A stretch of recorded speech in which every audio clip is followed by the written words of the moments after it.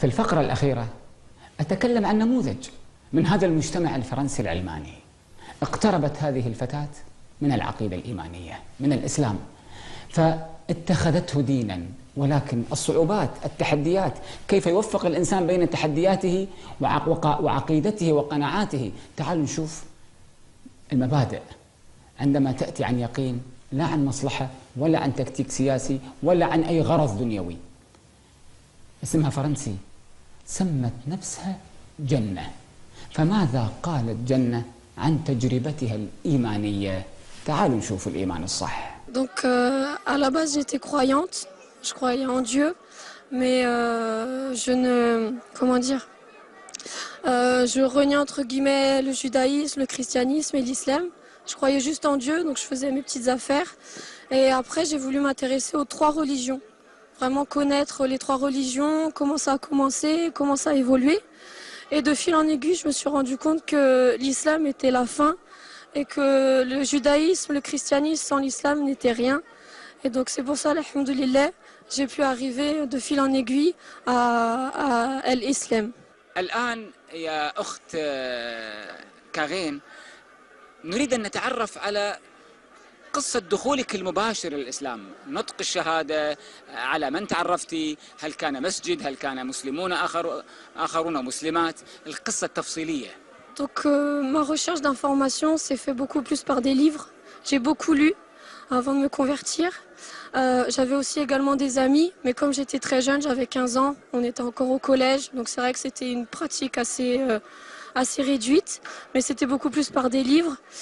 Et donc le jour de ma conversion, donc j'ai fait une première conversion devant une sœur musulmane. Donc j'étais jeune, j'avais pas encore commencé la prière. Et donc par la suite, je me suis convertie au Jama'. Et ça a été une sensation que je pourrais pas donner de mots. J'ai pleuré et d'après ce qu'on m'a dit, j'ai fait pleurer. Et donc voilà, ça se ressent. Il y a pas de mots pour décrire ce sentiment-là. Faut le vivre vraiment. أسلمتي، الإسلام له قيم، عقائد، أحكام، سلوك تختص في التصور على الكون والإنسان والحياة والسلوك العملي. طيب أنت الآن ارتديتي الحجاب، كيف توفقين بين قيم الإسلام، مبادئ الشرع، وبين اللائك العلمانية، النظام الفرنسي؟ كيف توفقين هذا التحدي الكبير؟ هذا التحدي الكبير كيف خرجتي منه؟ C'est vrai que vivre dans un pays laïque, c'est très très compliqué de pratiquer, surtout quand l'islam est assez stigmatisé, même beaucoup, et surtout en France avec le voile. Quand on parle de régression, de la place de la femme dans l'islam, que c'est en soi une prison entre guillemets, qu'elle est soumise à l'homme. C'est vrai que le voile est un signe que l'on voit énormément.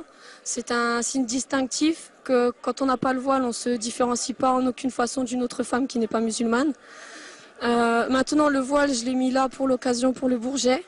Je le mets quand je vais au Jama', mais par rapport à un contexte familial, je ne peux pas le porter. Dans la vie de tous les jours, je suis en études, j'essaie de travailler, Inch'Allah, grâce à mes études. Donc c'est très très compliqué, mais avec la force, Inch'Allah, avec le courage et la patience, le porter plus tard, Inch'Allah.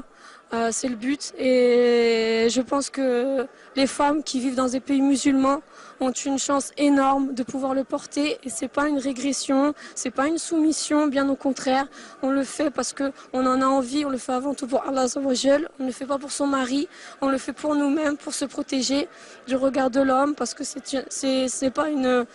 une obligation, ce n'est pas une pseudo-possibilité, on peut, on ne peut pas. Donc voilà, donc Inch'Allah, avec de la patience, on pourra le porter toutes. Et vraiment, je veux passer le message par rapport aux personnes qui sont dans des pays musulmans, qu'elles ne pensent pas que porter le voile, c'est une soumission. Bien au contraire, il y a de nombreuses femmes qui sont voilées, mais qui font énormément de choses pour leur communauté, qui ne sont pas soumises, qui sont dans des associations. Et en France aussi, on le voit beaucoup, qui donnent des cours, qui sont très investis dans la vie associative, qui sont très investis dans la vie collective et sociale, et que c'est pas en soi une régression pour la femme. أنا على يقين أن كلامك الصادق عن التدين، عن الالتزام، عن الحشمة سيؤثر في المسلمات. ماذا يكون شعورك؟ وأنا على يقين أن سيتأثر كثير منهن. ماذا يكون شعورك لو علمت أن المسلمات في الشرق تأثرنا بكلامك وتحجبنا واحتشمنا والتزمنا بالإسلام. Inch'Allah, des sœurs pourront le porter suite à ce que j'aurais pu dire. Et peut-être venant d'une convertie, ce sera encore un autre poids. Si demain j'apprends que des sœurs ont porté le foulard parce que j'ai pu dire, alhamdoulilah, alhamdoulilah.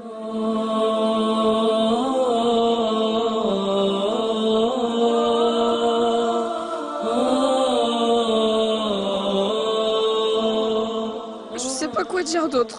C'est Amin, alhamdoulilah. Allah Azzawajal est grand. Peut-être qu'il faudra de la patience pour que ça revienne, que les femmes puissent porter le voile, Inch'Allah.